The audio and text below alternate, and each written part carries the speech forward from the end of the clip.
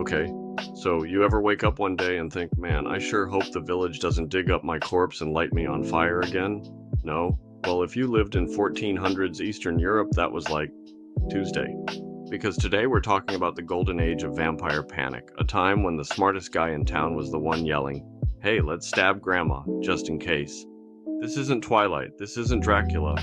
This is real history, like court records, eyewitness accounts, entire towns absolutely losing their minds because someone looked too moist after being dead for a week. So buckle up, we've got 3 centuries of undead chaos, blood rituals, and more grave digging than a goth on Tumblr.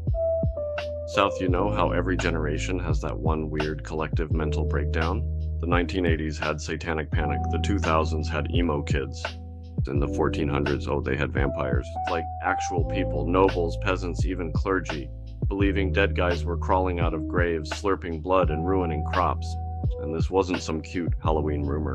This was mass hysteria, complete with trials, exhumations, and guys named Dragutin blaming their dead uncles for their arthritis. Let's unpack one of the most feral moments in medieval Europe, where everyone lost their minds because of dead bodies. Alright, so we're in Eastern Europe, late 1300s into the 1400s. Think Wallachia, Serbia, and parts of the Balkans.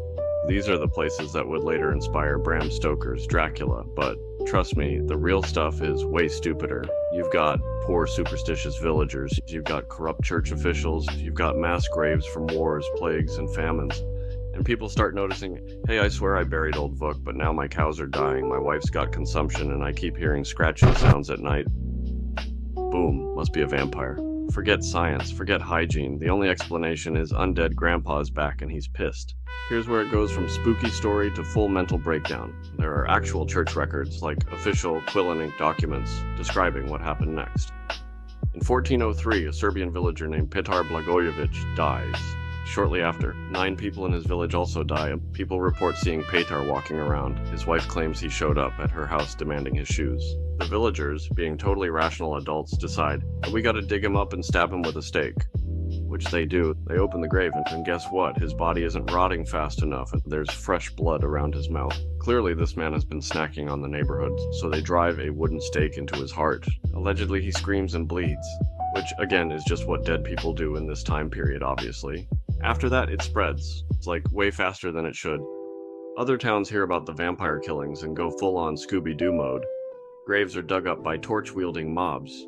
Anyone who dies suspiciously is now a suspect, and by suspiciously, I mean didn't rot fast enough, looked too plump, had red cheeks, or just had a rude face. If the corpse is a little too put together, villagers say, yep, vampire. They'd stab the